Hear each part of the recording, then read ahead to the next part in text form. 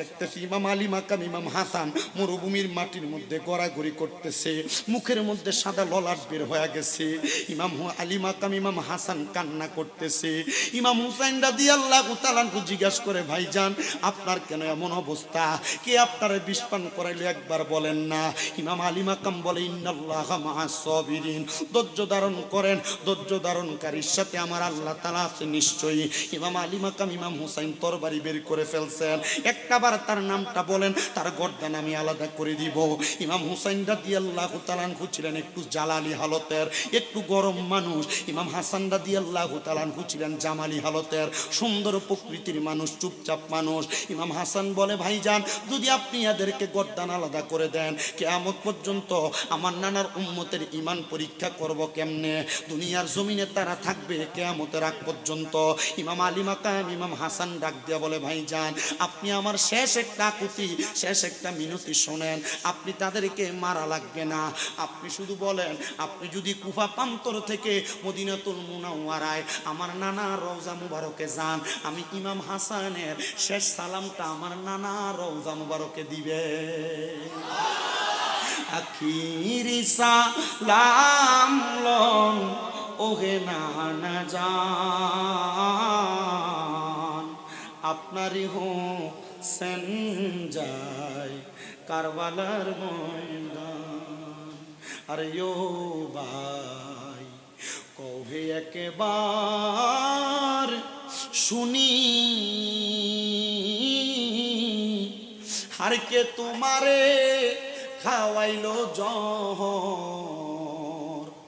রাসূলের পরানি রে বাইরে আমার সোনার চন্দ্রমণি। আকাশ কান্দে বাতাস কান্দে, কান্দে দরিয়ার পানি। ওরে দুই পুত্র হারাইয়া কান্দে, জান্নাতে ফাতেমা জননী রে বাইরে আমার সোনার চন্দ্রমণি। আল্লাহ বলে, ও জিবরাইল, জিবরাইল যাও না রে চলিয়া, ওরে ৭০,০০০ ফেরেশতা আনো জানাজার লাগিয়া রে বাইরে আমার সোনার চন্দ্রমণি। ও ভাই কবে একবার শুনি, ওরে কে তোমারে খাওয়াইলো জহর, রাসূলের পরানি রে বাইরে আমার সোনার চন্দ্রমণি। ছোট ভাই কই বড় ভাই রে, ও ভাই কেমনে যাও চলিয়া, ওরে আজকে থেকে গেলাম গো আমি বাইহারা হইয়া গো, বাই যে আমার সোনার চন্দ্রমণি। হযরতে আনাস ইবনে মালিক রাদিয়াল্লাহু তাআলা বয়স একবারে কম, নবীজির সম্মুখে বসা। নবীজি সাল্লাল্লাহু আলাইহি সাল্লামের দরবারে নবীজির অসংখ্য সাহাবায়ে কেরাম আসেন, কিন্তু আনাস ইবনে মালিক নবীজির 10 বছর খেদমত করেছেন।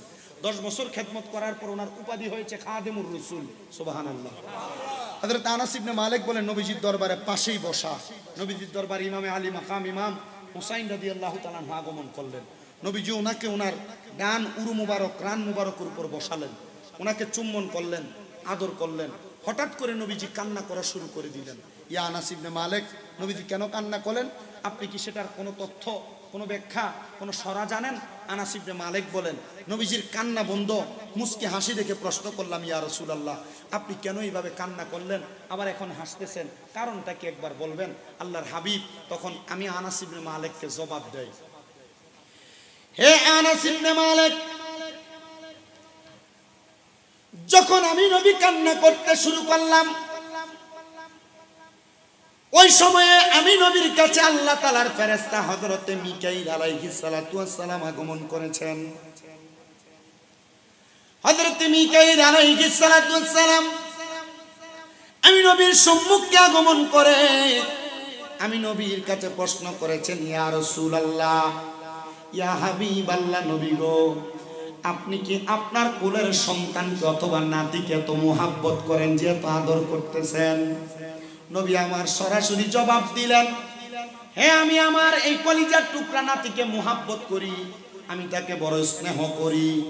হযরতে আনাস ইবনে মালিককে আমার নবী জবাব দেওয়ার কান্না করে দেয়, ডাক দিয়া বলেন, নবী গো, আপনি কি জানেন আপনার সন্তান, আপনার নাতিকে আমার আল্লাহ তাআলার বান্দা দাবিদার, আপনি নবীর উম্মত দাবিদার, কিছু পাঞ্জাবিওয়ালা দাড়িওয়ালা আপনার নাতির গলা মুবারকের মধ্যে তারা তরবারি চালাইয়া দিবে। নবী আমার কান্না শুরু করে দিলেন। আনাস ইবনে মালিক বলেন, ইয়া রাসূলুল্লাহ, আপনাকে আর কি বলেছেন? আমার নবীজি নবীর আস্তিন মুবারক সরালেন, নবীজি একটা লাল কাপড়ের টুকরা বের করলেন, কাপড়ের মধ্য থেকে আমার নবী কিছু মাটি বের করলেন। নবী আমার ডাক দিয়া বলেন, ও আনাস ইবনে মালিক, শোনো গো, মিকাইল ফেরেশতা আমি নবীকে প্রশ্ন করেছি, ইয়া রাসূলুল্লাহ, আপনি কি জানেন আপনার নাতিকে কোন জায়গায় শাহাদাত করা হবে? আমার নবী বলেন, আল্লাহ এবং তার রাসূল এই ব্যাপারে সবচাইতে বেশি জ্ঞানবান। নবী আমার এই জবাব দেওয়ার পরে আনাস ইবনে মালিককে আমার নবী আবার প্রশ্নের জবাব দেয়। আনাস ইবনে মালিক, শুনো, আমাকে মিকাইল ফেরেশতা বলেছে, ইয়া রাসূলুল্লাহ, আপনি যদি চান ওই কুফা নগরীর তাফা কারবালার ময়দানের একটু মাটি আমি আপনাকে দেখাইতে পারি। আমার নবী বলেন, হে আনাস ইবনে মালিক, আমি এই কথা বলার আগে সম্মতি দেওয়ার সাথে সাথে আমাকে মিকাইল ফেরেশতা ওই তফা প্রান্তরের কারবালার মাটি আমার হাতে দিয়েছে। হযরত আনাস আমার নবীজির দরবার থেকে চলে গেলেন। নবীজির দরবারে হযরতে উম্মে সালমা আগমন করলেন। আমার নবী ডাক দিয়া বলেন, উম্মে সালমা, এই মাটিগুলা আমি তোমার কাছে দিলাম আমানত হিসেবে। উম্মে সালমা, যেই দিন দেখবা এই মাটিগুলো লাল হয়ে গেছে, ওই দিন মনে করবা আমার আলী মাকাম ইমাম হুসাইন শহীদ হয়ে গেছে। হযরত উম্মে সালমার বর্ণনা, তিনি বলেন, নবীজি যতদিন দুনিয়াতে বেঁচে ছিলেন আমি আমার নবীজির দরবারে গিয়েছি, গিয়ে বলেছি, ইয়া রাসূলুল্লাহ, মাটি তো লাল হয় না। আমার নবী ডাক দিয়ে বলতেছেন, ও উম্মে সালমা, এই মাটি আজকে লাল হবে না, যেদিন এই মাটি লাল হবে এই দিন হবে আশুরার দিন, মুহররম মাসের 10 তারিখ, ওই দিন হবে জুমার নামাজের দিন।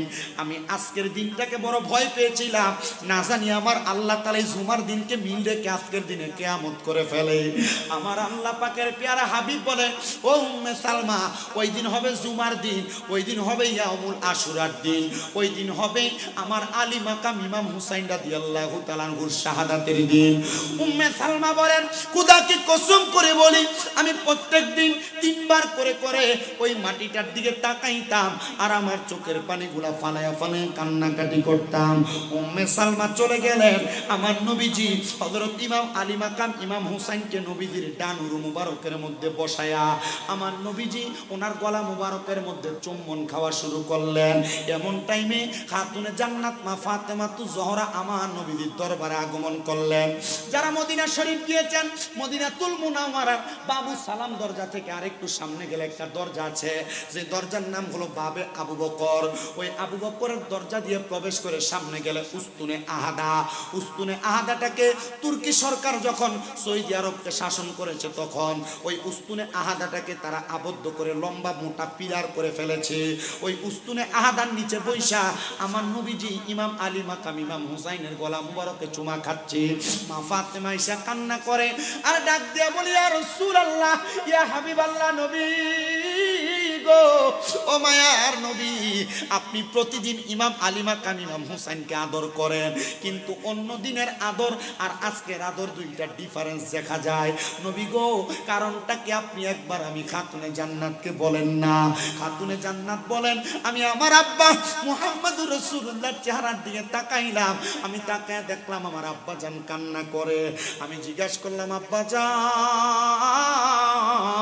ওগো মদিনার তাজদার মুহাম্মদুর রাসূলুল্লাহ, আপনি কেন এমন ভাবে কান্নাকাটি করেন?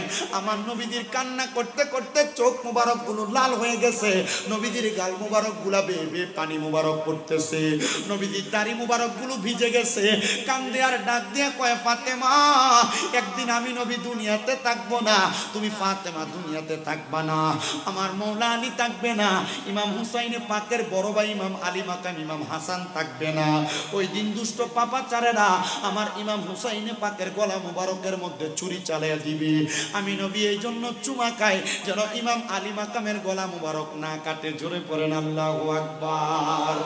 যে গলায় চুমু খেতেন আল্লাহর হাবিব নবী মুস্তাফায়, যে গলায় চুমু খেতেন আল্লাহর হাবিব নবী মুস্তাফায়, কিভাবে সেই গলাকে সেই গলাতে বিষের ছুরি শিমরে চালাই হোসেন নবীজির আওলাদ সালাম জানাই মোরা তোমায় সালাম জানাই।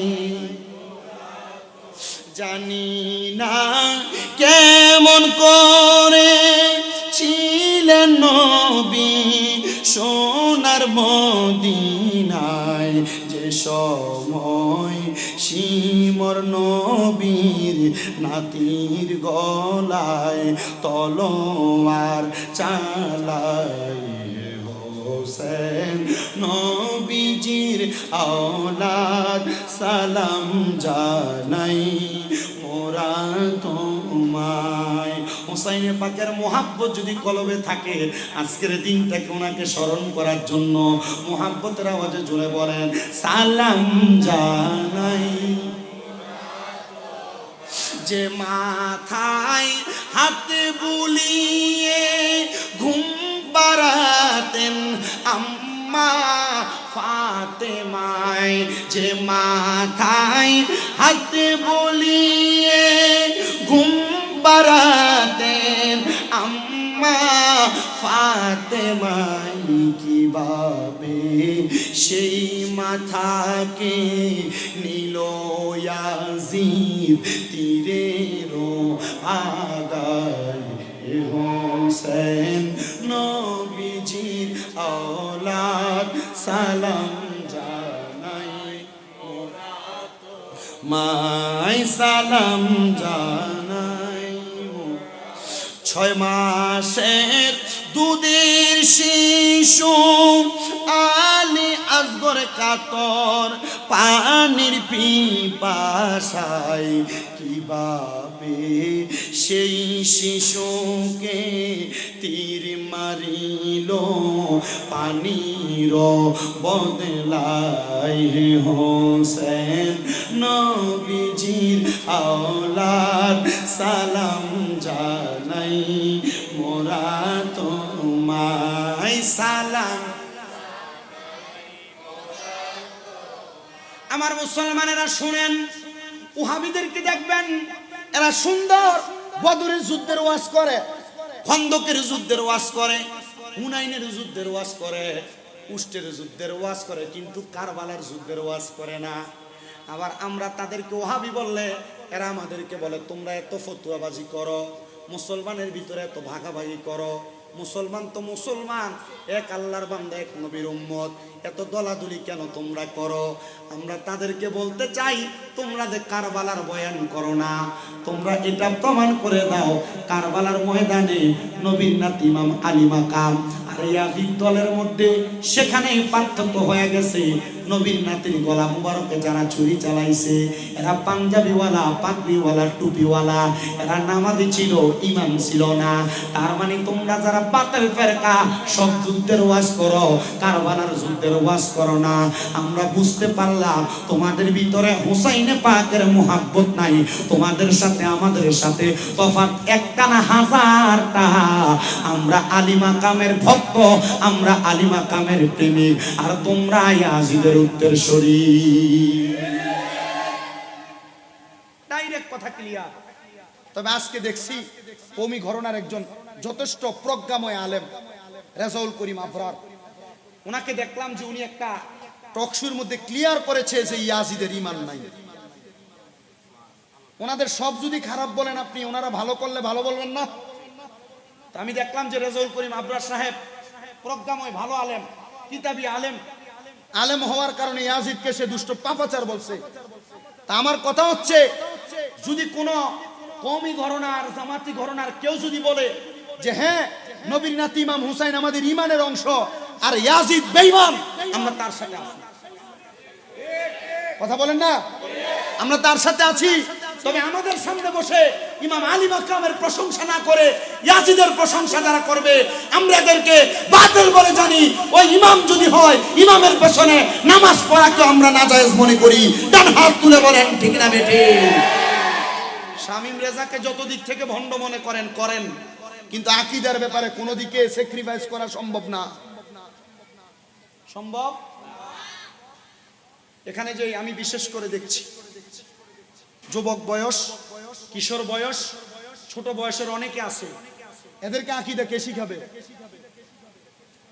এদেরকে আকীদা কে শিখাবে?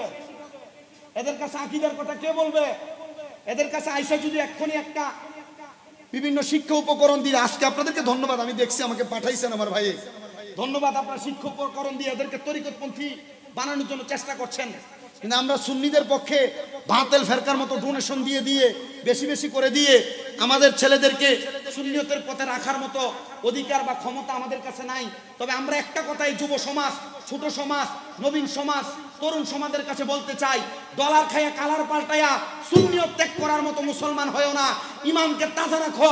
ইমাম শেরে বাংলা যেভাবে জীবন দিয়েছে, ইমামে আলী মাকামের প্রেমে গৌসুল আজম মাইজভান্ডারীরা তোমাদেরকে যা শিক্ষা দিয়েছে, এটাই তরিকতের শেষ শিক্ষা। এটার পরে নতুন করে কেউ যদি ইসলাম শিখাতে আইসা তোমাদেরকে ধোঁকা দেওয়ার চেষ্টা করে, আমরা এদের সাথে যাইতে রাজি।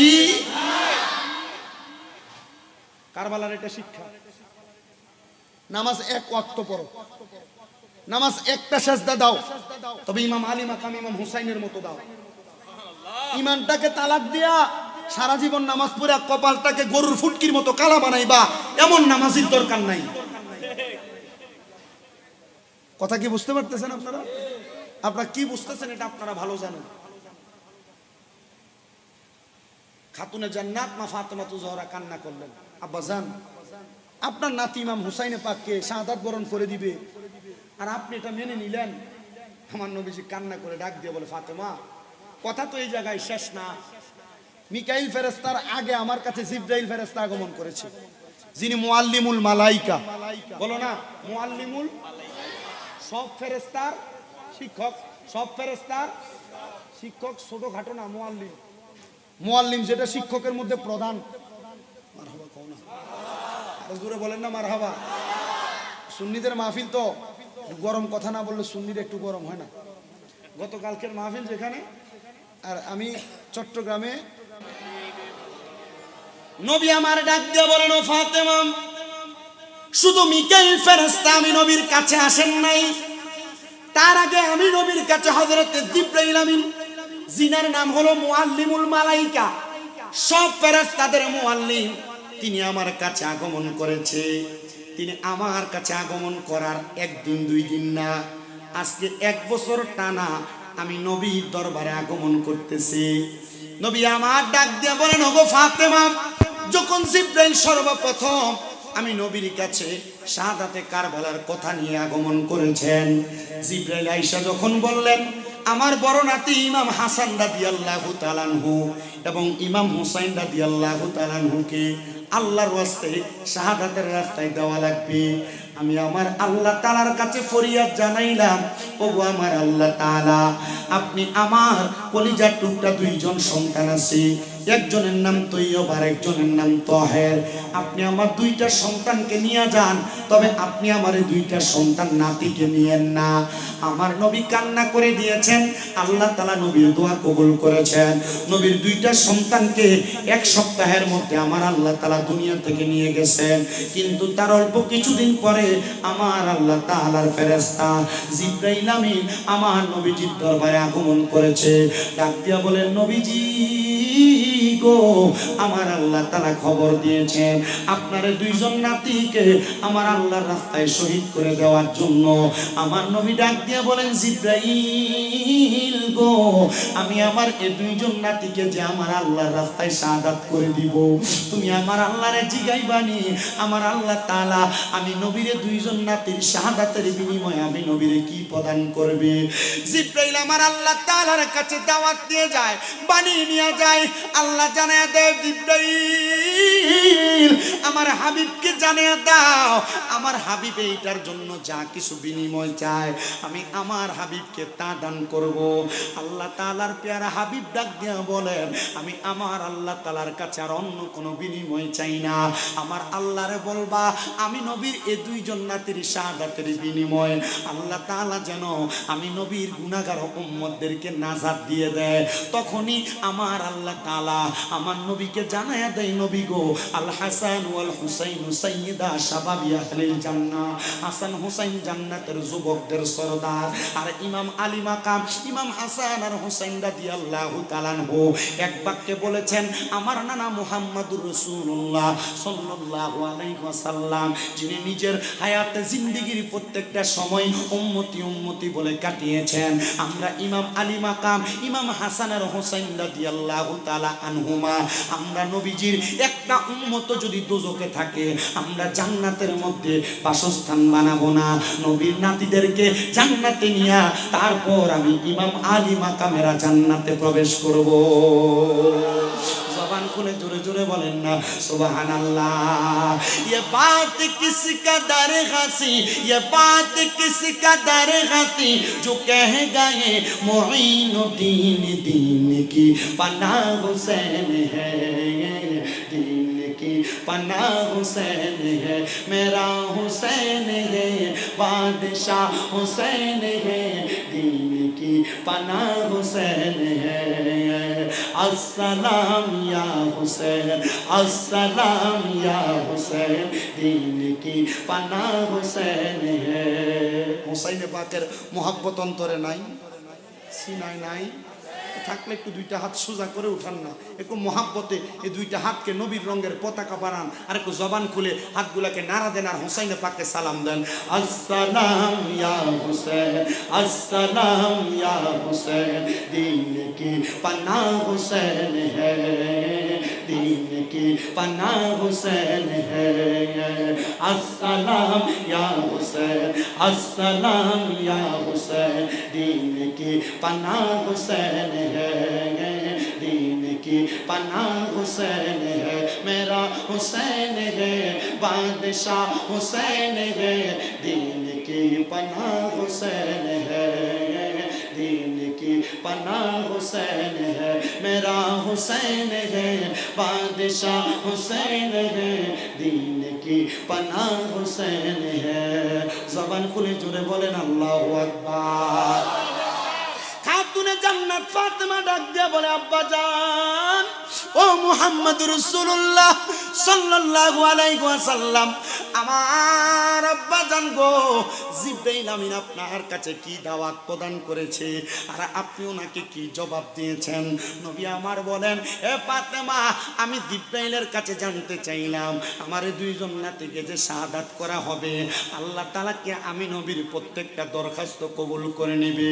আমি নবীর প্রত্যেকটা নাতিকে হুসাইনে পাকের শাহাদাতের বিনিময় রক্ত মুবারকের বিনিময়ে জান্নাত প্রদান করবেন। জিবরাইল আমিন আল্লাহর দরবারে সরকারের কাছ থেকে অ্যাপ্রুভালের একটা সার্টিফিকেট আমি নবীকে দিয়েছি, আমার নবীও সেটা কবুল করে ফেলেছে। নবী আমার ডাক দিয়া বলে, ও গো খাতুনে জান্নাত ফাতেমা, হুসাইনে পাকের শাহাদাতটা দুনিয়াতে এমনি হবে না, হুসাইনে পাকের শাহাদাতটা বড় কঠিন অবস্থায় হবে। তবে আমি নবী বলে দিয়ে যাই, হযরতে ইমাম আলী মাকাম ইমাম হাসানের শাহাদাতটা বড় মারাত্মক হবে। কেমন মারাত্মক জানো? আমি পড়তে গিয়া দেখলাম আল বিদায়া ওয়ান নিহায়ার মধ্যে ইমাম আলী মাকাম ইমাম হাসান রাদিয়াল্লাহু তাআলা আনহুরে একবার দুইবার না 6 বার তারা বিষ পান করাইছে, কিন্তু ইমাম আলী মাকাম ইমাম হাসান রাদিয়াল্লাহু তাআলা আনহু দুনিয়া থেকে বিদায় হন নাই। বলে কেন বিদায় হয় নাই জানো নাকি? ইমাম আলী মাকাম ইমাম হাসানকে প্রশ্ন করা হয়, ও ইমাম হাসান রাদিয়াল্লাহু তাআলা আনহু, আপনার এতবার বিষ পান করানো হয়, আপনি কেন দুনিয়া থেকে বিদায় হন না? ইমাম আলী মাকাম ইমাম হাসান ডাক দিয়া বলে, আমি বিদায় হব কেমনে গো? আমার ঠোঁটের মধ্যে আমার নানা মুহাম্মদুর রাসূলুল্লাহ সাল্লাল্লাহু আলাইহি ওয়াসাল্লাম মদিনার তাজেদার নবী দিনে রাইতে সব সময় চুমা খাইতেন। যেই ঠোঁটের মধ্যে আমার নবীজির ঠোঁট মোবারক লাগছে, ওই ঠোঁটের মধ্যে বিষ পড়লে মধু হয়ে যায়, আমার কাছে বিষক্রিয়া মনে হয় না। আমি ইমাম আলী মাকাম ইমাম হাসান রে তারা মারতে পারে না। ঠিক ইমাম আলী মাকাম রে তারা সপ্তমবার যখন বিষ পান করায়, ইমাম আলী মাকাম ইমাম হুসাইন এবং ইমাম হাসান রাদিয়াল্লাহু তাআলা আনহু হযরতে মালিক ইবনে মারওয়ান কিনিয়া কুফা নগরীর মরুভূমির মধ্যে প্রবেশ করেছিল তাদের উটগুলাকে দেখাশোনা করার জন্য। ইমাম হুসাইন রাদিয়াল্লাহু তাআলা আনহু আর ইমাম হাসান রাদিয়াল্লাহু তাআলা আনহু তারা দুইজন দুই দিকে। ইমাম হুসাইনের সাথে মালিক ইবনে মারওয়ান আছে, ইমাম হাসান গিয়েছিলেন একা। ওই মরুভূমির প্রান্তরে কুফা নগরীর মানুষগুলা একটা বোতলের মধ্যে অথবা একটা পানির পাত্রের মধ্যে ইমাম আলী মাকাম ইমাম হাসানের জন্য শরাব বানায়া তারা ওই শরাবের মধ্যে কত সুন্দর করে শরবতের মধ্যে সুগন্ধি দিলেন, কিন্তু একটা পাপাচারিত্ব করেছে। ওই শরাবের মধ্যে তারা মরুভূমির নুরি নুরি পাথরকে গুড়া গুড়া বানায়া ছোট কইরা বাইটা বাইটা ওই শরাবের মধ্যে দিয়ে দিয়েছে, আর বিষক্রিয়া ওইটার মধ্যে মিশিয়ে দিয়া ইমাম আলী মাকাম ইমাম হাসানকে তারা পান করে দিছে। ইমাম হাসানকে তারা মেহমানদারির হালতে যখন তারা বিষ পান করে দেয়, ইমাম আলী মাকাম ইমাম হাসান রাদিয়াল্লাহু তাআলা আনহু নানা গো বলে চিৎকার দিয়ে ওই কুফা নগরীর প্রান্তরের মধ্যে পড়ে গেছে। হায়রে ইমাম হাসান যখন নানা গো বলে চিৎকার মেরে পড়ে যায়, ইমাম হুসাইন রাদিয়াল্লাহু তাআলা আনহু অপর প্রান্ত থেকে ডাক দেয়, ও মালিক ইবনে মারওয়ান, আমার ভাইজান মনে হয় কোনো কঠিন বিপদে পড়ে গেছে। মালিক ইবনে মারওয়ান কয় না, বিপদে পড়ে নাই। ইমাম হুসাইন ডাক দিয়ে বলেন, এ মালিক ইবনে মারওয়ান, দুনিয়ার কোনো মানুষ ব্যথা পাইলে আঘাতপ্রাপ্ত হইলে দুনিয়ার কোনো মানুষ বিপদগ্রস্ত হয়ে গেলে ওই মানুষকে আল্লাহকে স্মরণ করে অথবা মা তার বাবাকে স্মরণ করে, কিন্তু আমরা দুইজন নাতি আছি যারা আমাদের নানাকে স্মরণ করি, আমাদের নানাকে মুহাব্বত করি। আমার বিশ্বাস হয় রে, আমার ভক্তি বলতেছে আমার ভাই ইমাম হাসান আলী মাকাম উনি একটু বিপদগ্রস্ত হয়ে গেছে। ইমাম হুসাইনে পাক দৌড়ে আইসা দেখতেছি ইমাম আলী মাকাম ইমাম হাসান মরুভূমির মাটির মধ্যে গড়াগড়ি করতেছে, মুখের মধ্যে সাদা ললাট বের হয়ে গেছে। ইমাম আলী মাকাম ইমাম হাসান কান্না করতেছে। ইমাম হুসাইন রাদিয়াল্লাহু তাআলা আনহু জিজ্ঞাসা করে, ভাইজান আপনার কেন এমন অবস্থা? কে আপনারে বিষ পান করাইলো একবার বলেন না? ইমাম আলী মাকাম বলে, ইন্নাল্লাহা মা'আস সাবিরিন, ধৈর্য ধারণ করেন, ধৈর্য ধারণকারীর সাথে আমার আল্লাহ তাআলা আছে নিশ্চয়ই। ইমাম আলী মাকাম ইমাম হুসাইন তরবারি বের করে ফেলছেন, একটাবার তার নামটা বলেন, তার গর্দান আমি আলাদা করে দিব।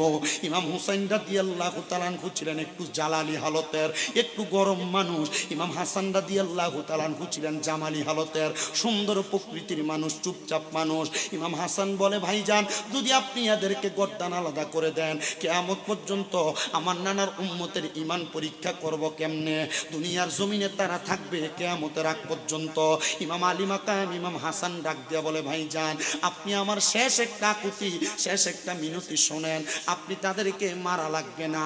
আপনি শুধু বলেন, আপনি যদি কুফা প্রান্তর থেকে মদিনাতুল মুনাওয়ারায় আমার নানা রওজা মুবারকে যান, আমি ইমাম হাসানের শেষ সালামটা আমার নানা রওজা মুবারকে দিবে। আখিরি সালাম লন ওহে নানা জান, আপনারই হোক সেন যায় কারবালার ময়দান। আরে ও ভাই কবে একবার শুনি আর কে তোমারে খাওয়াইলো জহর রাসূলের পরানি রে বাইরে আমার সোনার চন্দ্রমণি। আকাশ কান্দে বাতাস কান্দে কান্দে দরিয়ার পানি। ওরে দুই পুত্র হারাইয়া কান্দে জান্নাতে ফাতেমা জননী রে বাইরে আমার সোনার চন্দ্রমণি। আল্লাহ বলে ও জিবরাইল জিবরাইল যাও না রে চলিয়া ওরে ৭০,০০০ ফেরেশতা আনো জানাজার লাগিয়া রে বাইরে আমার সোনার চন্দ্রমণি। ও ভাই কবে একবার শুনি ওরে কে তোমারে খাওয়াইলো জহর রাসূলের পরানি রে বাইরে আমার সোনার চন্দ্রমণি। ছোট ভাই কই বড় ভাই রে ও ভাই কেমনে যাও চলিয়া ওরে আজকে থেকে গেলাম গো আমি বাইহারা হইয়া গো বাইজে আমার সোনার চন্দ্রমণি। আমরা সুহাদে কারবালার মাহফিল করলাম নরে বলে বেদাতি, মিলাদুন নবীর মাহফিল করলে আমাদেরকে বলে বেদাতি। খোদার কসম করে বলি তোমাদেরকে একবারও দেখলাম না নবীর নাতিদের জন্য একবার ইয়া হাসান শাহ হুসেন বলে জিকির করতে। কারণ আমরা জানি তোমাদের রক্তের ভিতরে ইয়াজিদের রক্ত আছে। আমরা নবীদেরকে স্মরণ করে আহলে বায়াতকে স্মরণ করে আমাদের এই অন্তর দিয়ে আহলে বায়াতের মুহাব্বতের বহির প্রকাশ করি। আমরা বেদাতি না, আমরা বেদাতি না। আমাদেরকে যারা বেদাতি বলে তারাই 100% বাংলাদেশে বেদাতের প্রোডাকশন দেয়। তার হাত তুলে বলেন ঠিক না বেঠে?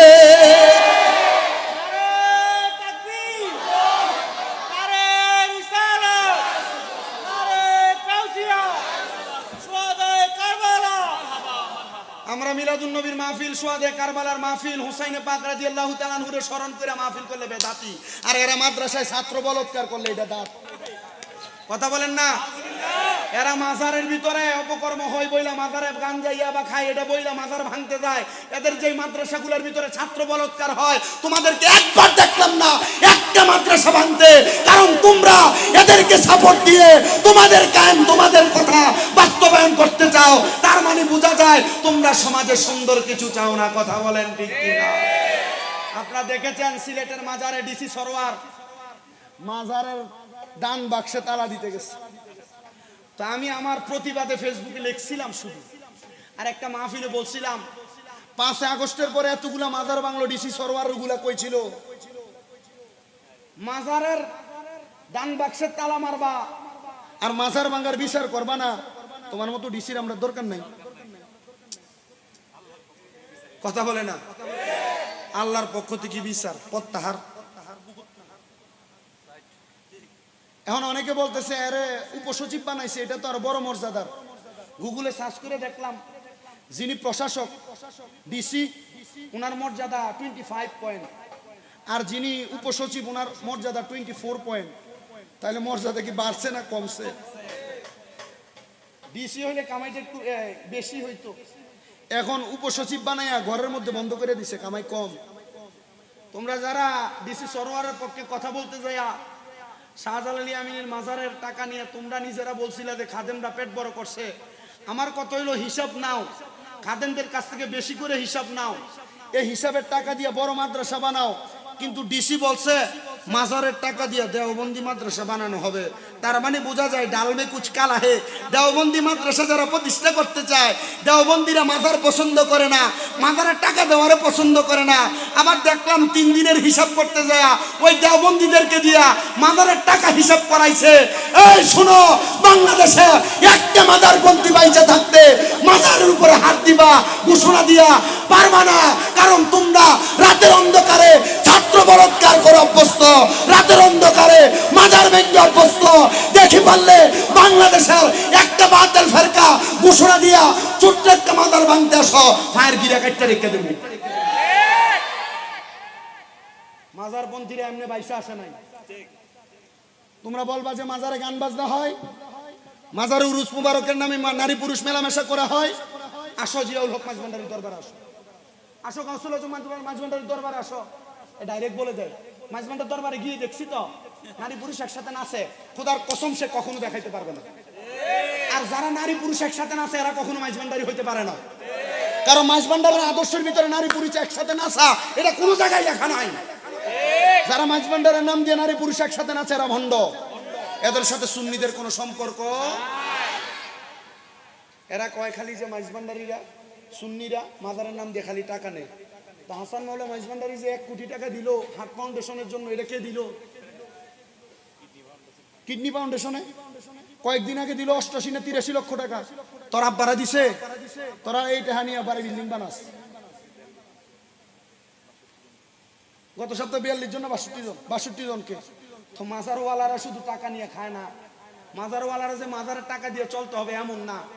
আর যে মাজারওয়ালারা মাজারের টাকা দিয়ে চলে এরা মাজারওয়ালা না, এরা ভণ্ড। সকাল 6টা থেকে। আচ্ছা আমি যদি এখন আবার মাঝ ভান্ডারীর শান বেশি বলতে যাই, আদমতে মাঝ ভান্ডারী বেশি বলতে যাই, বলবে মনে হয় যে শামীম রেজা মাঝ ভান্ডারের দালাল। আচ্ছা মাঝ ভান্ডারের পক্ষে কথা বলার জন্য কি শামীম রেজা তো মাঝ ভান্ডারের কুত্তা অনের যোগ্য না। মাঝ ভান্ডার দরবারে গিয়ে যখন কঠিন বিপদে ছিলাম, ওয়াজ মাহফিলের জগতে মাত্র ঢুকছি, হযরতে জিয়াউল হক মাঝ ভান্ডারী বাবার দরবারের কাছের কথা বলেন, গ্রামের কোনো সিজনও না, গাছের নিচে বসে বসে কান্না করতেছি শুধু দরবারের দিকে তাকায়। কোথা থেকে আম এসে পড়ছে। তা আমি আমার সাথে আমার এক ভাই ছিল রনি ভাই, আমি ওনাকে বললাম ভাই এখন কি আমের সিজন নাকি? না, আমি বললাম দেখেন তো এটা সিজন কিনা। ফাইলাকো এটা উপর থেকে পড়ছে কোথা থেকে। বলছে বুঝছি তোমার দোয়া কবুল হয়েছে, যে উদ্দেশ্য নিয়ে আসছে উদ্দেশ্য হাসিল হবে, তাবারক হিসেবে খাই গেলাম। নারে তাকবীর, নারে রিসালাত, নারে গাউসিয়া, গাউসুল আজম মাঝ ভান্ডারী, শাহনশাহ হক ভান্ডারী, মাওলা হুজুর মাঝ ভান্ডারী। আপনারা দেখতেছেন তো মাথায় পাগড়ি পাঞ্জাবি গাড়ি নিয়ে আসছি, মিডিয়া সব। আমি আমার মাহফিল না থাকলে সারা বাংলাদেশ ঘুরি, আমার মাহফিল না থাকলে বাংলাদেশের কোথায় কোন মাজার আছে ওখানে যে পড়ে থাকি, কারণ আমি তো বলতে পারবো না কার কাছে কি ধন আছে, কার কাছে কি ধন আছে আমি এটা বলতে পারবো না। এজন্য আমি সব সুন্নিদেরকে বলি আপনাদের লেদা লেদা বাচ্চা যেগুলো আছে এগুলার ছোট থেকে মাজারে ঢুকান, লেদা লেদা বাচ্চা যেগুলো আছে এগুলাকে ছোট থেকে মাজারে ঢুকান। আর নসিদ এগুলাকে ধরে নিয়ে মাদ্রাসায় ভর্তি করাবে, বলবে বিনামূল্যে পড়াবো, বই দিব, খাতা দিব, পাঞ্জাবি দিব, পরে নিয়ে ধরে বলৎকার করে দিবে। কথা বলেন না? ঠিক হইলেও বলেন, না হইলেও বলেন। আমি আমার মাদ্রাসায় রাখছিলাম 3-4টা ওয়াহাবি হুজুর, এই আকাম করার কারণে আমার মাদ্রাসা থেকে এগুলার ফিডে বিদায় করছে। 2টার মাথা কামাইছে, আমার কাছে ভিডিও আছে। আমি মাঝে মাঝে হতাশাগ্রস্ত হয়ে যাই, এদের সাথে আপনাদের কষ্ট হচ্ছে নাকি? আগামীকালকে যদি সকালবেলা কেউ বলে সবই তো ঠিক আছে, সমালোচনা করে, খালি সমালোচনা করব না। যাদের সমালোচনা করছি তোমার কাছে এদেরকে মানুষ মনে হয়? রাত্র বেশি হয়ে যাচ্ছে, যতক্ষণ হয়েছে আলহামদুলিল্লাহ। আরো বলতেছে আরো 4.5 ঘন্টা লাগছে আসতে। মাজার হাড্ডি বলে দুইটা না 2 ঘন্টা বলো, হ্যাঁ আজরাইল। আল্লাহ কবুল করেন। এত আস্তে আমিন বললেন। তোমরা আমাকে বেশি আরাম দিয়ে ফেলছো। আমি এই চেয়ারে বসে ওয়াজ করি, প্লাস্টিকের চেয়ার হলে আরো ভালো না, আমার বেশি আরাম দিয়ে ফেলছে, এই জন্য আমি ওয়াজ করতে পারতেছি না। তবু যতক্ষণ আসছেন তো আপনারা একটু তকরির শোনেন, অসুবিধা হবে আপনাদের? আপনার তো কারবালার ওয়াজ বহু শুনছেন, সোহাদে কারবালার বয়ানও বহু শুনছেন, যতটুক শুনছেন অতটুক থেকে আমার থেকে, আমি তো মূর্খ মানুষ, আমার থেকে একটু শোনেন না। দেখেন না, দিলটা নিয়ে একটু ঠান্ডা হয়, আর দিলে নিয়ে একটু মহব্বত পয়দা হয়। ঠিক আছে না? এই মহব্বতের আমাদের দরকার, কারণ আমরা সুন্নিদের আমাদের বেশি পুঁজি নাই তো, মহব্বত পুঁজি। আলহামদুলিল্লাহ। তো কথা যে জায়গায়, খাতুনে জান্নাত ফাতেমাকে আমার নবীজি বলছেন, ফাতেমা, ইমাম আলী মাকামকে তো এইভাবে শাহাদাত করা হবে না। ইমাম আলী মাকাম কারবালার ময়দানে 2 রাকাত নামাজ পড়বে। এরা ইমাম আলী মাকামকে 2 রাকাত নামাজ পরিপূর্ণ করতে দিবে না। খাতুনে জান্নাত ফাতেমা কান্না করে দিয়েছে, আব্বা, আপনার নাতি না, আপনি বলেন না জীবনের শেষ নামাজ না আদায় করার সুযোগ দিতে। আমার নবী কান্না করে আর বলে, ফাতেমা, ইমাম আলী মাকামের একটা সেজদা বাকি থাকবে, ওই একটা সেজদা ময়দানে মাশরে আল্লাহর কুদরতি কদমে দিবে। ইমাম হুসাইন ততক্ষণ পর্যন্ত মাথা মুবারক উঠাবে না যতক্ষণ পর্যন্ত হুসাইনের নানার একটা উম্মত দুজকে থাকবে। ততক্ষণ পর্যন্ত মাথা মুবারক উঠাবে না যতক্ষণ পর্যন্ত ইমাম হুসাইনের নানার একটা উম্মত দুজকে থাকবে। হুসাইন তখন মাথা মুবারক উঠাবে যখন হুসাইনের নানার প্রত্যেকটা উম্মতদেরকে নাজাত দিয়ে আল্লাহ জান্নাতি করে দিবে। জোরে সরে বলেন সুবহানাল্লাহ।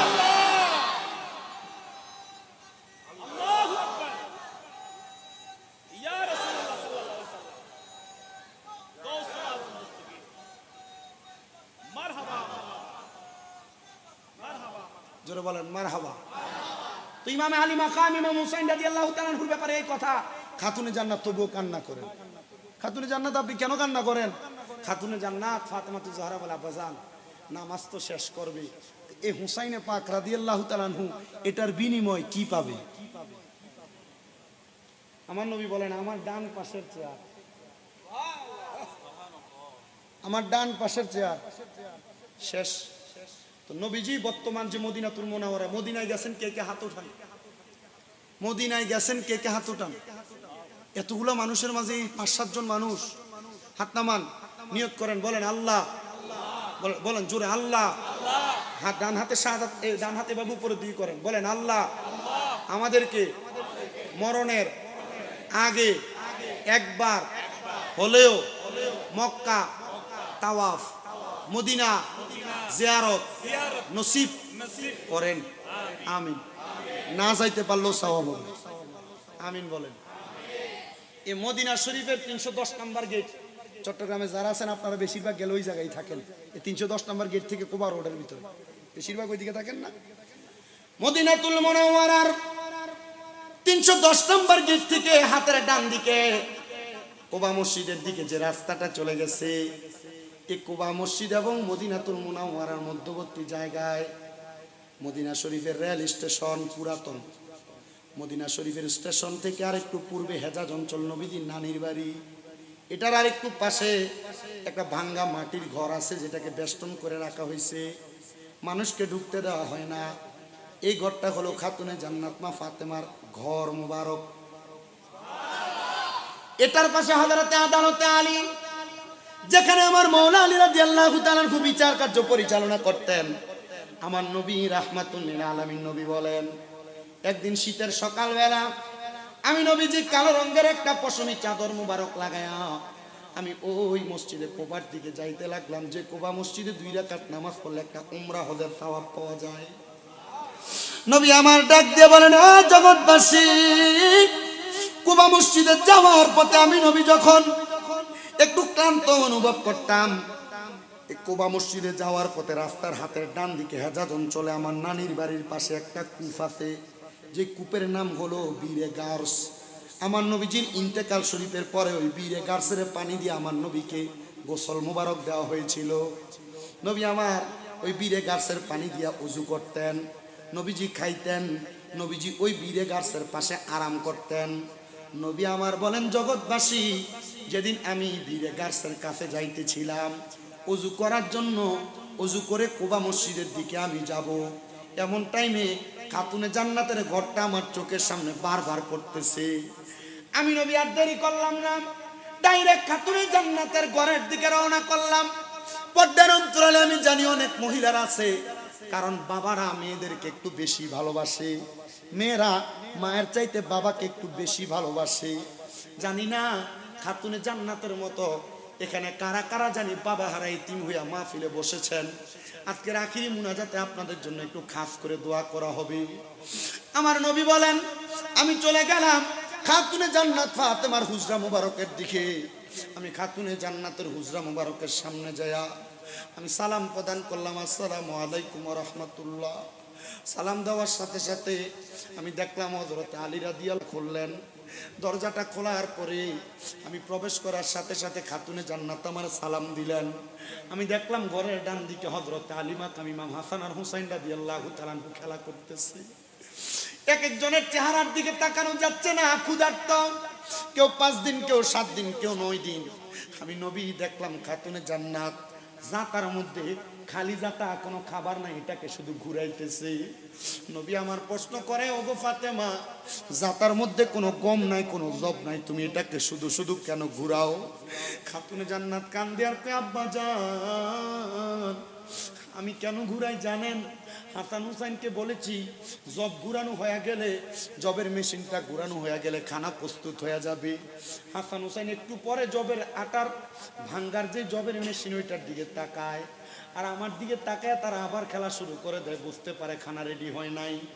নবী আমার ডাক দিয়া কয়, গো ফাতেমা, তোমাদের ত্যাগ আমার আল্লাহ তাআলা কবুল করুন, আমার সামনে আসো, মৌলা আলী আমার সামনে আসো। নবী আমার নবীর চাদর মুবারকটাকে এইভাবে মেলে ধরলেন, খাতুনে জান্নাতেরকে ঢুকাইলেন, খাতুনে জান্নাত ফাতেমার স্বামী মাওলা আলীরে ঢুকাইলেন, ইমাম হাসান হুসাইনরে ঢুকাইলেন। আমার নবীজি তাদেরকে প্রবেশ করে নবী মাঝখানে থেকে হাত উঠাইলেন, নবীজি দোয়া করলেন, হাফেজে কোরআন একটু মনোযোগ দিয়ে একটু বলবেন আমার কথাটা ঠিক কিনা। নবী আমার দোয়া করলেন, আল্লাহুম্মা হাউলাই আহলু বাইতি, আল্লাহ আপনি এদেরকে কবুল করেন, এরা হলো আমার আহলে বায়াত। আসতে বললেন, আরো জোরে বলেন। খুতবার মধ্যে 2টা আয়াত তেলাওয়াত করেছি, একটা আয়াত আমি আগে বলে ফেলেছি। নবী আমার এই দোয়া করার পর আল্লাহ কোরআনের আয়াত নাযিল করে দিলেন, ইন্নামা ইউরিদুল্লাহু লিইউযহিবা আনকুমুর রিজসা আহলাল বাইতি ওয়া ইউতাহহিরাকুম তাতহীরা। জবান খুলে জোরে জোরে বলা যাবে কি আল্লাহু আকবার। আল্লাহ কোরআন নাযিল করে দিলেন, নিশ্চয় আপনারা আহলে বায়াত যারা, তাদের পক্ষ থেকে তাদের থেকে সকল প্রকার পঙ্কুলতা অপবিত্রতা দূর করে দিয়ে আমি আল্লাহ তাদেরকে ওয়ায়ুতাহহিরাকুম তাতহীরা, পবিত্র বানায়া দিছি। জোরে বলেন সুবহানাল্লাহ। ও মনবাই, পাকেতে পাঞ্জাতন, নিরাকারে নিরঞ্জন, এক বস্তুতে 2 রকম বুঝায়। পাক পাঞ্জাতন কারা? পবিত্র 5টা দেহ, নবীজি, মা ফাতেমা, মৌলা আলী, ইমাম হাসান, ইমাম হুসাইন রাদিয়াল্লাহু তাআলা আনহু। জোরে বলেন মারহাবা। ও মনবাই, পাকেতে পাঞ্জাতন, নিরাকারে নিরঞ্জন, এক বস্তুতে 2 রকম বুঝায়। শরীয়তের সতেক নাম, তরিকতের নাই মুকাম, হাকিকত বুঝিলে মারফত পাইরে মন পাগলা মনুরাই। ও তুই ডুব দিলি না পাকে দরিয়ায়, ও তুই ডুব দিলি না সুপ খাইলি না আজকের দরিয়ায় রে মন পাগলা মনুরাই, ও তুই ডুব দিলি না পাকে দরিয়ায়। ও মন ভাই, আমার নবী যে সিন্ধুক হইয়া মারেফতের তালা দিয়া হাসান হুসাইন রাখছে ডাইনে বাই, মা ফাতেমা শিকল হইয়া তালাটা রাখছে আটকাইয়া, সাবি নিছে আলী মর্তুজাই রে মন পাগলা মনুরাই। ও তুই ডুব দিলি না পাক দরিয়ায়, ও তুই ডুব দিলি না সুবু খাইলি না আজকের দরিয়ায় রে মন পাগলা মনুরাই, ও তুই ডুব দিলি না পাক দরিয়ায়। ও মন ভাই, মক্কায় মদিনার ঘরে সোনার সিন্ধুক লরে চরে, আবার ঘরে ঘরে সিন্ধুক দেখা যায়। নাই, সে সিন্ধুকের গিরি কি কাটা লাগাইয়াছে প্রেমের রাটা, আমার মুর্শিদি বিনে খোলা ভীষণে দায় রে মন পাগলা মনোরাই, ও তুই ডুব দিলি না পাকে দরিয়ায়, ও তুই ডুব দিলি না শুধু খাইলি না এসকের দরিয়ায় রে মন পাগলা মনোরাই, ও তুই ডুব দিলি না পাকে দরিয়ায়, জবান বন্ধ নাই চিৎকার মেরে বলেন ইয়া পাক পাঞ্জাত। এ আমার মুসলমান রে, আমার নূরের নবী রাহমাতুল লিল আলামিন নবী মদিনার তাজদার হুজুর পুর নূর সাল্লাল্লাহু আলাইহি ওয়াসাল্লাম বলে আমি দোয়া করলাম, আল্লাহ বলেন আমার আহলে বায়াতকে পবিত্র করে দিয়েছে।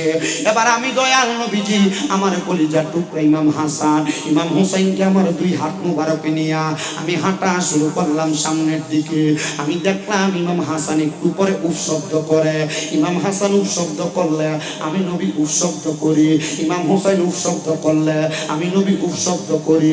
নবীজি হাসান কষ্ট পায়, আপনি কেন উফ বলেন? আমার নবী কই কেউ যদি আমার ইমাম হাসান আর হুসাইনকে কষ্ট দিল সে যেন আমি নবীরে কষ্ট দিল। ইয়াজিদ ইমাম হুসাইনের ছুরি চালাইছে, ইয়াজিদ ইমাম হুসাইনের কষ্ট দেয় নাই, কষ্ট দিছে আমার নবীরে। নবীরে যে কষ্ট দেয় এটা মুমিন না, এটা মুনাফিক না, ফাসিক না, এটা ডাইরেক্ট কাফের। যারা বলে ইয়াজিদকে কাফের বলা যাবে না ওই ব্যক্তি আস্তা কাফের, কথা কোন ঠিক কিনা? এত ঘুরে পেছে ইয়াজিদরে বালা বানানোর দরকার আছে নাকি? ডাইরেক্ট কোন ইয়াজিদ আমার আব্বা, কথা বুঝে নাই। এত ঘুরে পেছে ইয়াজিদকে বালা বানানোর দরকার আছে? ডাইরেক্ট বলো আমি ইয়াজিদের পুত্র। আমি যখন দেখছি পুরশিয়াত দিয়া উপর দিয়ে শুধু একটু লিখে দিয়েছি যে উনি ইয়াজিদের পুত্র, ঠিক কিনা? হেরাক করলে আমার কি?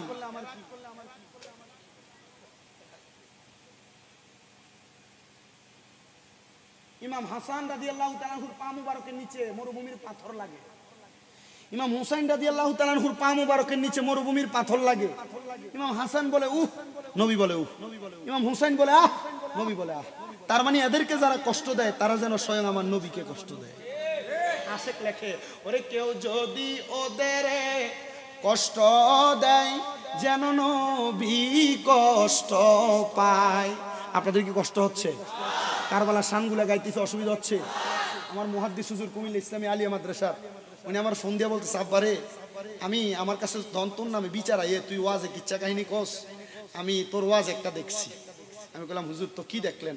আমি দেখছি কারবালার ওয়াজ, দেখলাম কারবালার ওয়াজে তুই যত শানার গজল গাছ অত শানার গজল আর কেউ গায় না। তুই যে গজল গাছ তোর এই ওয়াজ আমার আম্মা পছন্দ করে, তুই একদিন আমার বাড়ির যেমন লাগবো। মারহাবা কয় না।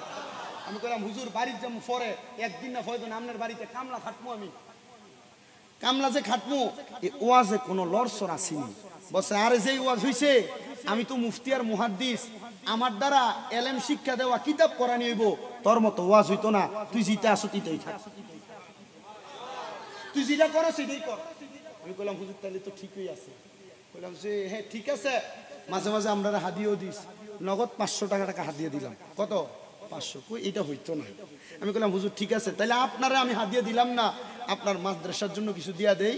বলছে দেয়া দাও। আমি বললাম হুজুর মাদ্রাসার সিমেন্ট কতটুক লাগবো? 50 বস্তা লন।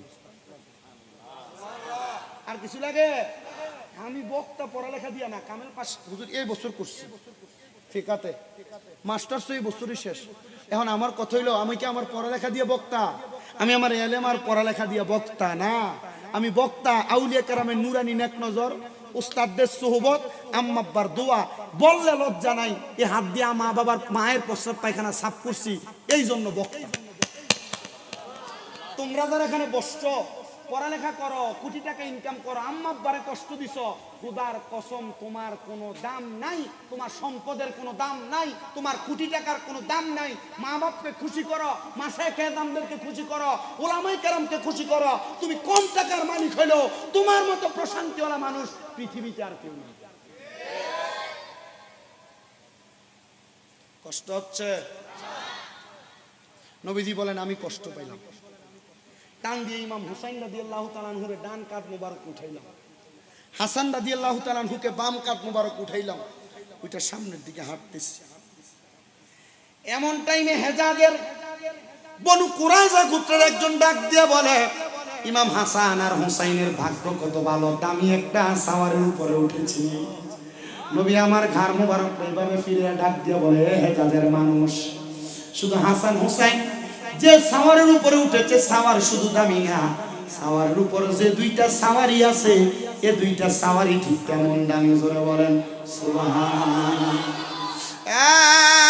হাজার মানুষ শোনা গো, এ দুইজন সাওয়ারি তেমন ভাবে দামি, তোমরা আমার এই দুইজন সাওয়ারিকে মোহাব্বত করবা, ইজ্জত করবা, সম্মান করবা।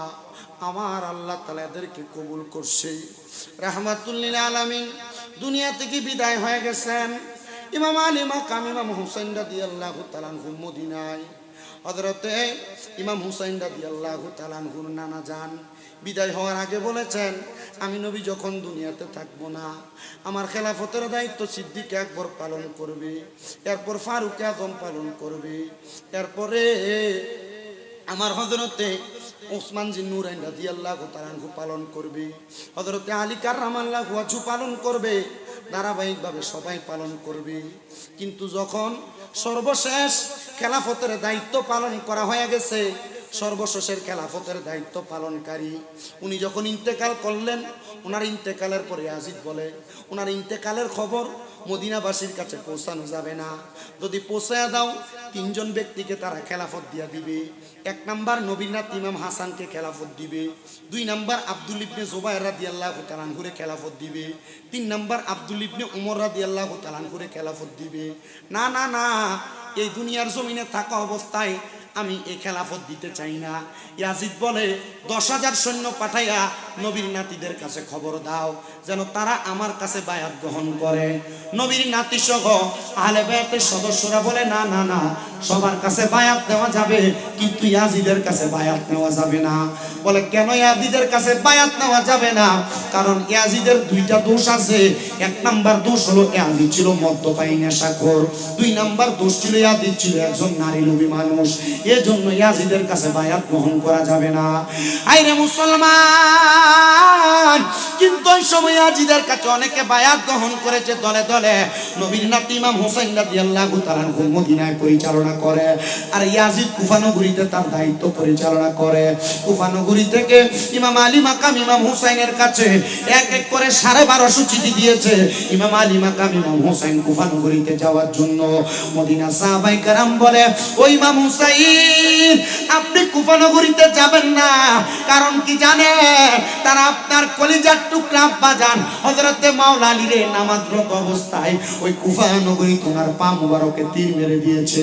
আপনি যদি সেখানে যান, ওই ইয়াজিদ লানতের শয়তান ইয়াজিদ আপনার সঙ্গে বেঈমানি করবে, আপনি সেই জায়গার মধ্যে যাবেন না। ইমাম হুসাইনকে 1250 নাম্বার চিঠি যখন দেয়, ওই চিঠির মধ্যে ইয়াজিদ লিখে দিয়েছে, আপনি যদি কারবালার ময়দানে না আসেন, কুফা নগরীতে না আসেন, আমাদেরকে বায়াত গ্রহণ না করান, তাহলে আপনি ইমাম হুসাইনের ব্যাপারে আমরা আপনার নানার কাছে নালিশ করব। ইমাম হুসাইন ডাক দিয়া বলে, এ মদিনাবাসী, আমি আর মদিনাতে থাকবো না, আর আমাকে আমার নানার কাছে নালিশ করবে বলে দিয়েছে। আমি রওনা করে দিলাম একসাথে 72 জন সদস্য সহ মদিনা থেকে কুফার দিকে কাফেলা। কুফার দিকে কাফেলা যাওয়ার পথে হযরত আলী মাকাম ইমাম হুসাইনকে কুফা থেকে কারবালার পথ পদায়া দিছে। হযরত ইমামে আলী মাকাম ইমাম হুসাইন রাদিয়াল্লাহু তাআলা আনহু কারবালার ময়দানে যায় দেখতেছে, উরাত নদীর কিনারায় ইয়াজিদের দলেরা একজন দুইজন না 22,000 সৈন্য নিয়ে দাঁড়ায় আছে। আরে 72 জন সদস্য আর 22,000 সৈন্য।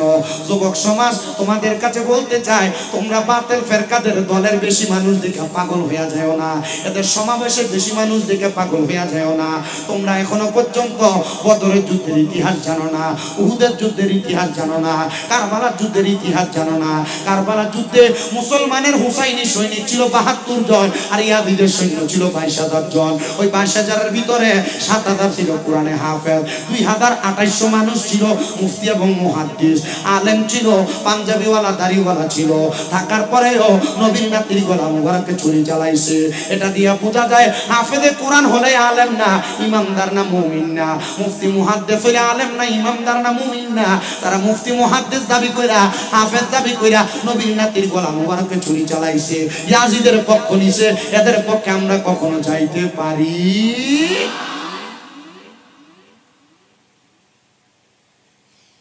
ইমামে আলী মাকাম কারবালার ময়দানে ইমাম আলী মাকাম ইমাম হুসাইন রাদিয়াল্লাহু তাআলা আনহু ওনার সন্তান হযরতে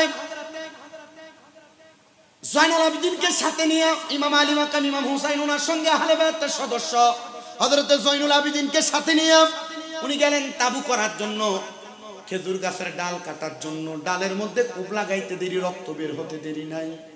জয়নুল আবেদিন একটু ভয় পাইলেন, একটু দূরে সরে আসলেন। ডালগুলা মাটির মধ্যে রোপণ করবে ঘর বানানোর জন্য, তাবু বানানোর জন্য।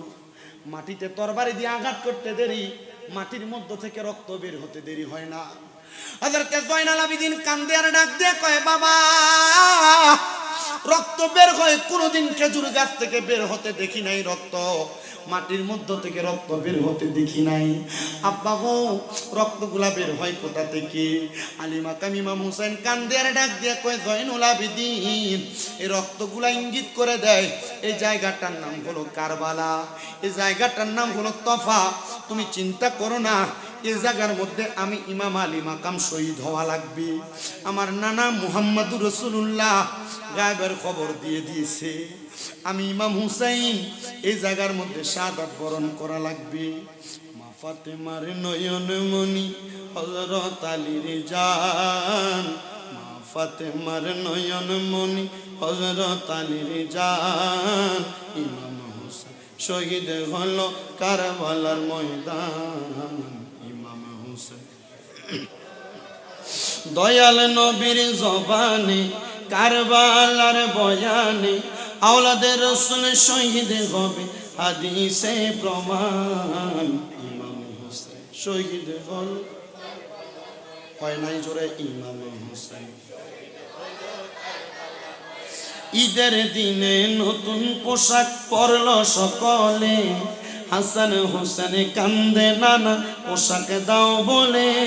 দয়াল নবী করল দো ও গো রব্বানা, জান্নাত হতে কুদরতেরই পোশাক পাঠাও না।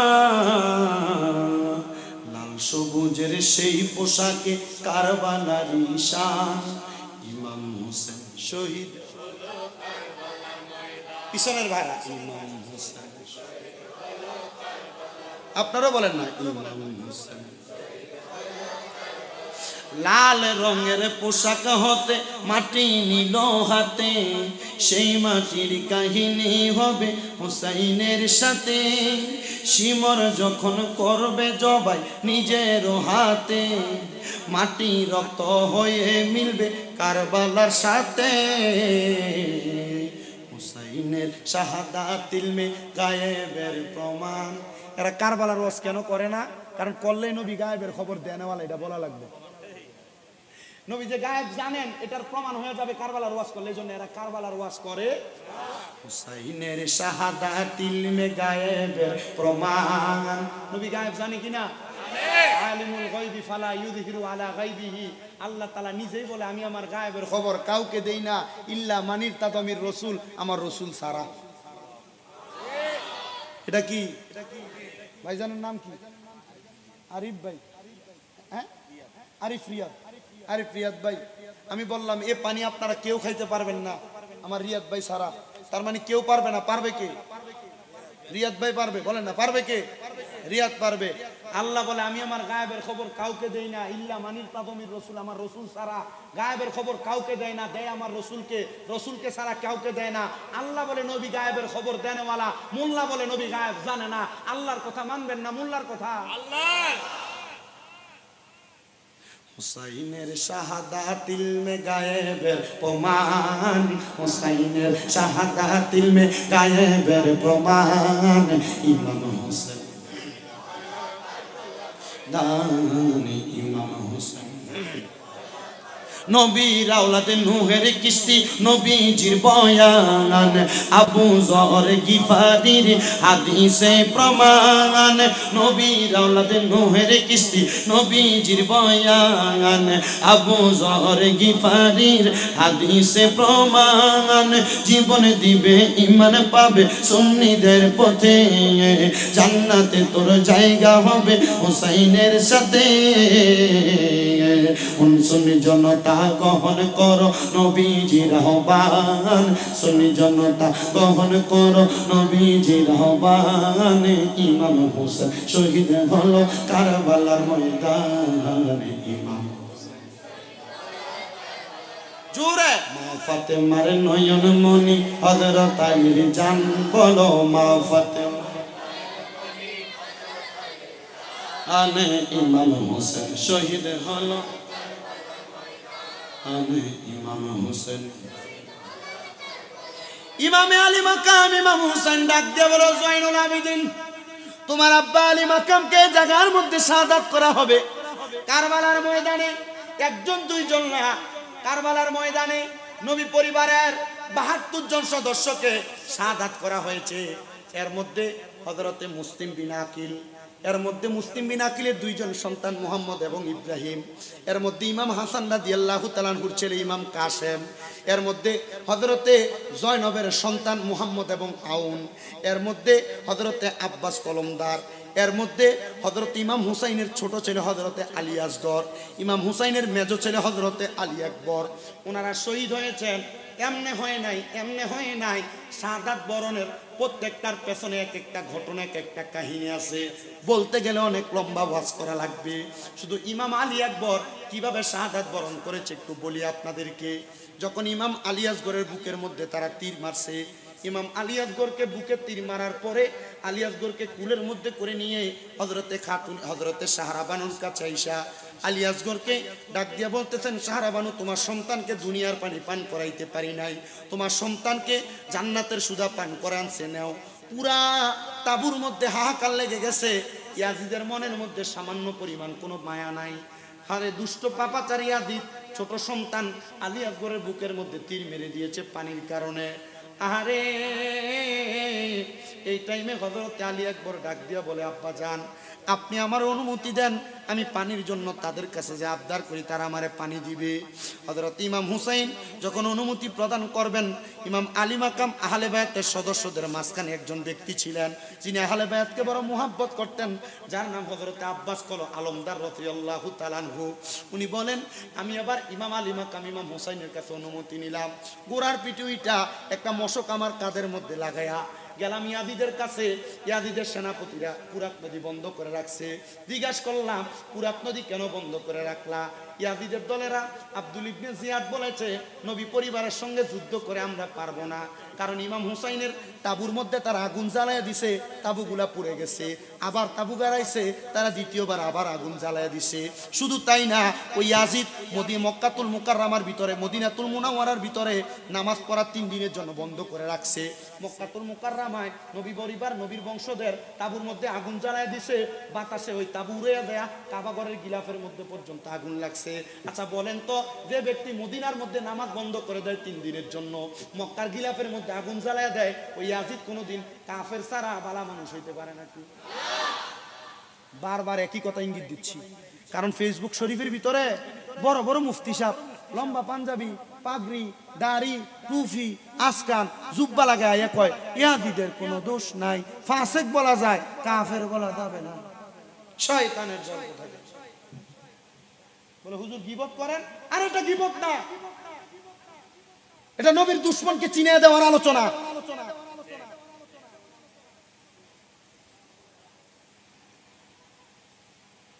হযরত আব্বাস কলমদার বলে, তো তোমরা পানি কেন বন্ধ করলা?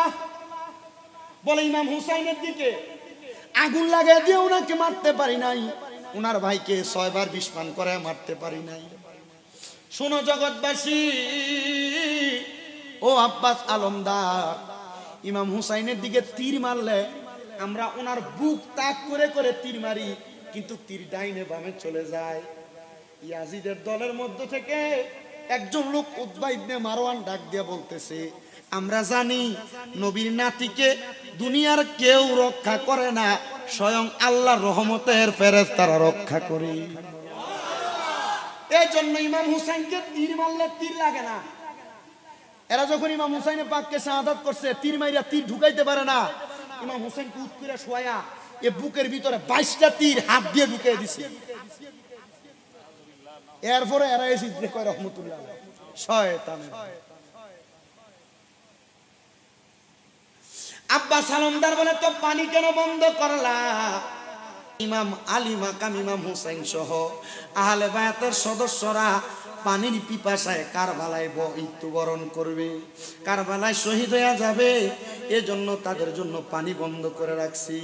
মুসলমান ইমানদার আব্বাস আলমদার জাগ দিয়া বলে, তো আমাকে একটু পানি দাও না। বলে আব্বাস আলমদার তোমার জন্য পানি খোলা, বেওয়াফাদার হানা, তোমাকে আমরা পানি প্রদান করব। আব্বাস আলমদার বলে, আমি গোড়ার পিঠের মধ্যে বৈশাই পানির জন্য নামলাম। পানিটা হাতে নিয়ে আমার মুখের কাছে নেওয়ার পর পানি আমার মুখে দিতে আমার মন চায় না। ওগো আব্বাস আলমদার, কেন আপনি পানি মুখে দেন না?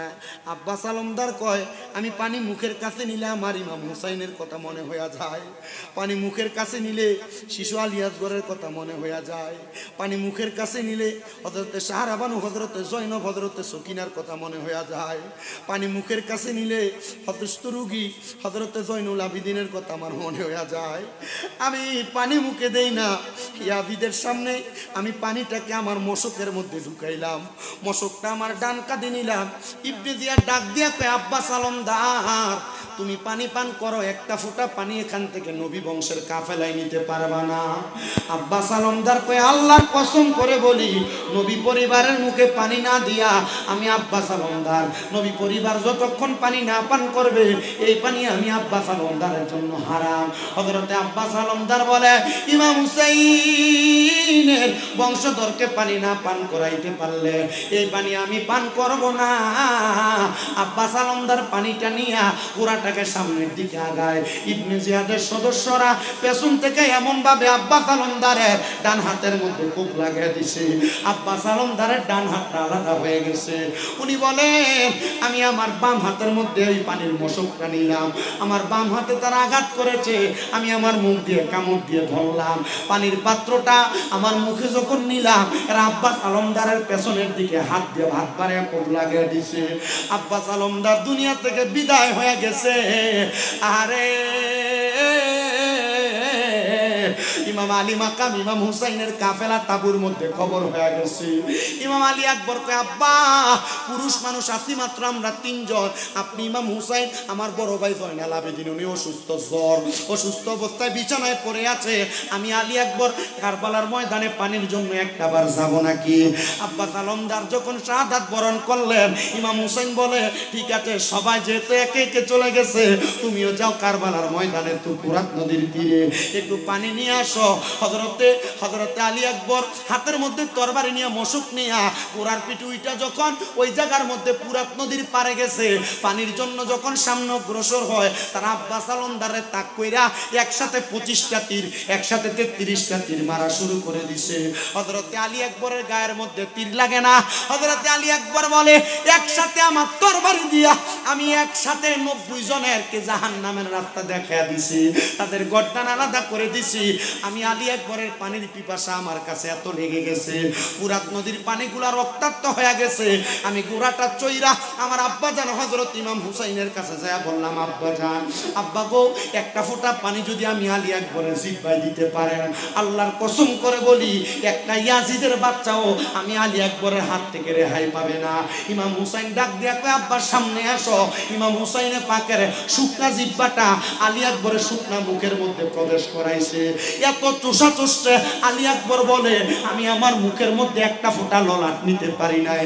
ইমাম হুসাইনকে ডাক দিয়া বললাম, আব্বা, ও ইমামে আলী মাকাম ইমাম হুসাইন, আপনার জিহ্বার মধ্যে তো একটু ললাট পাইলাম না, একটা ফোঁটা পানি দেন না। ইমাম হুসাইন ডাক দিয়া কই, ও কলিজার টুকরা সন্তান আলী আকবর, শুনো, আমি তোমারে এখন পানি পান করাইতে পারবো না, যাও কারবালার ময়দানে, আমার নানা মুহাম্মাদুর রাসূলুল্লাহ তোমার জন্য জান্নাতের হাউজে কাউসারের পানি নিয়ে অপেক্ষা করতেছে, তুমি দুনিয়ার পানি পান করা লাগবে না, তুমি আমার নানার হাত মুবারকে জান্নাতের পানি পান করবা। জোরে বলেন সুবহানাল্লাহ।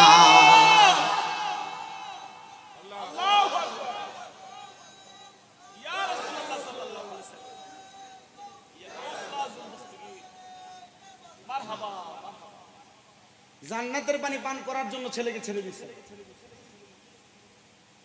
এরপর তো ইমাম আলী মাকাম ইমাম হুসাইন রাদিয়াল্লাহু তাআলা আনহু শাহাদাত, অনেক লম্বা কথা। তো যারা নবী বংশের সাথে বেঈমানি করলো তাদেরকে আমরা চিনি ইয়াজিদ নামে। কি নামে? কারোর ফুতের নাম ইয়াজিদ রাখে, হুসাইন রাখে, হাসান রাখে, আসগর রাখে, আকবর রাখে, কাসেম রাখে, কেন? নবী পরিবার, মারহাবা, নবীর বংশধর, নবীর দহিত্র, এজন্য রাখে। ইয়াজিদ রাখে না। তো যারা ইয়াজিদকে বালা বানাইতে চায়, তোমরা তোমাদের ফুতের নাম রাখো, ঠিক না? আচ্ছা, ইয়াজিদ কেমনে মানল? ইয়াজিদের দুইটা বদ স্বভাব। কি কি? মদ্যপান করত, 2 নাম্বার নারী লোভী। মারহাবা কন্যা। তো ইয়াজিদ যখন ইমাম আলী মাকামের কর্দান মুবারক আলাদা করে ফেলছেন, দেহ মুবারক আলাদা করে ফেলছেন, ইয়াজিদ ফুর্তিয়ামত করার জন্য সব কুফার মানুষকে ডাক দিছে। ইয়াজিদ একটা মহিলাকে বেশি পছন্দ করত, কুফার সবচেয়ে সুন্দর মহিলা, যার নাম ছিল ইয়ামিনা, যার নাম ছিল ইয়ামিনা। আবার ওই ইয়ামিনা মহিলা ছিল আহলে বায়াতের কবি।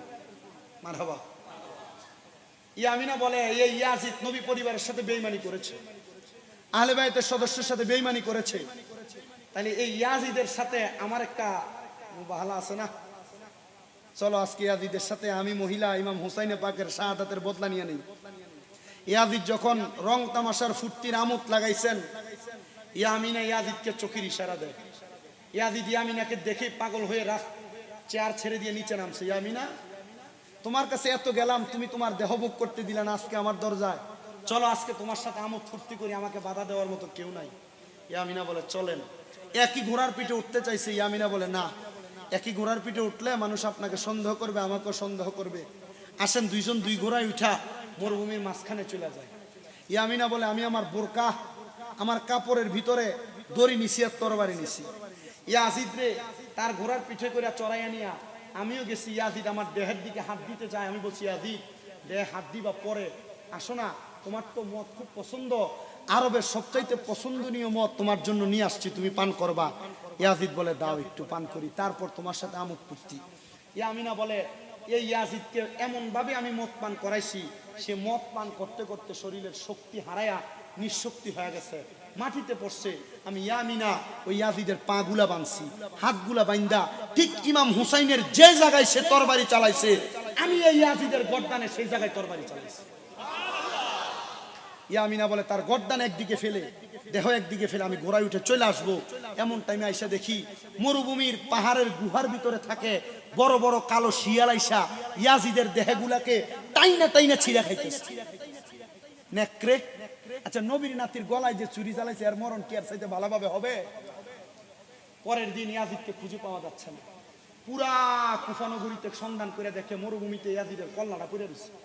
ইয়াজিদের গর্দানটা নিয়ে কুফানগরীর রাজপ্রাসাদের উপরে রাখছে আর বলে, এই কুফার মানুষ, দেখো আমাদের নেতা আমাদের ছেড়ে চলে গেছে, ওনার স্মৃতি হিসাবে গর্দান রাখা গেছে। কুফার মানুষ ইয়াজিদের কল্লা দেখতে আসছে, আইসা দিয়ে ইয়াজিদের নাকে দিয়ে একটা সাপ ঢুকে আর এক নাক দিয়ে বাইরে।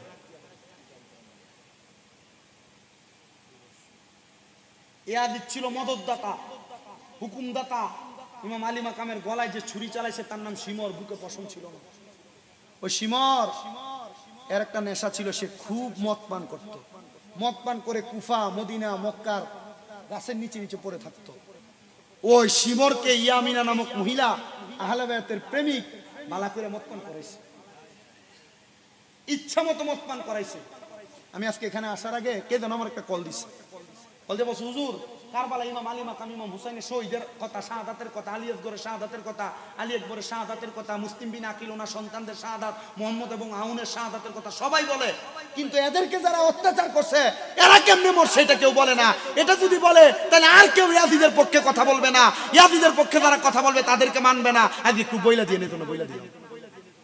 ওই শিমর মদ পান করে নেশাগ্রস্ত হইয়া বাথরুমের ভিতরে পিছলা খাইয়া পইয়া মাথা ফাইটা রক্ত যাইতে যেতে মরছে। আচ্ছা বলেন, নবীর নাতি ইমাম আলী মাকাম ইমাম হুসাইন রাদিয়াল্লাহু তাআলা, ওনার শাহাদাত হয়েছে জান্নাতি শহীদ।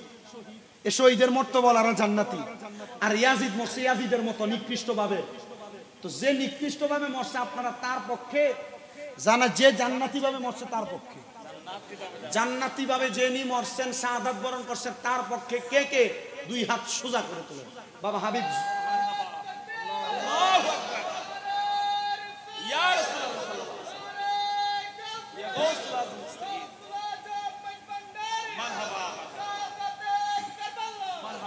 সবাই পড়েন আল্লাহ আল্লাহ।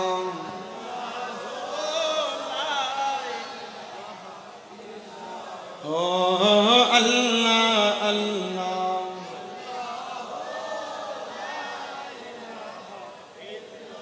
রহমাতুল্লিল আলামিন নবী আমরার জানের জান, দেখা দিয়া দন্য কর নবী দু জাহান। নবীজি মোহাব্বত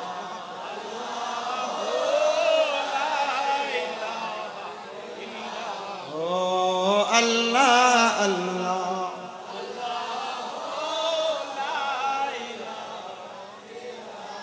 মদিনার ফুল বাগানে কত রঙের ফুল, একটি ফুলের নাম রাখিলেন মুহাম্মদ রাসূল। নবীজি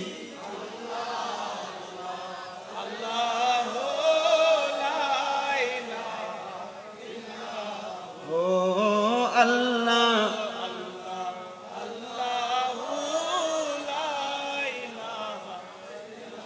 মা আমেনা স্বপ্ন দেখে গর্বে তাহার নূর, সেই নূরেরই নাম রাখেন আল্লাহ মুহাম্মদ রাসূল। নবীজি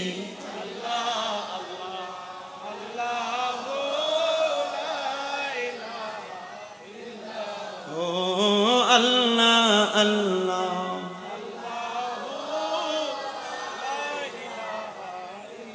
হাজারো দুরুদ হাজারো সালাম নবী দরবারে আপনার, দয়া করে কবুল করেন সালাতু সালাম।